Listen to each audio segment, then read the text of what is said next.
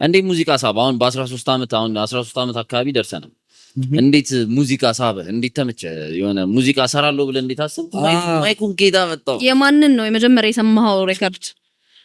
አሚን መጀመሪያ ፋን የሆንኩት አርቲስት obviously ቱፓክ ነበር ማለት ነው።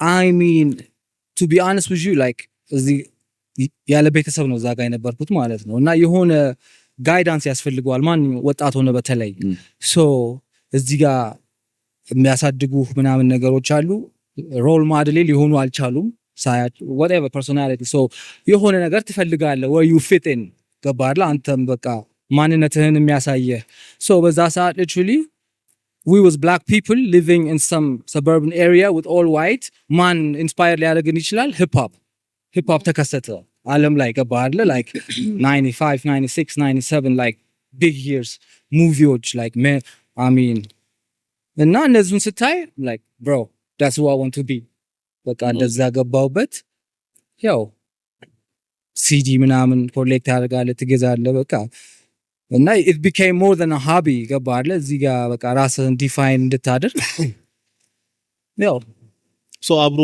ተመሳሳይ ኢንትረስት ያለው ሰው ነበር እዛው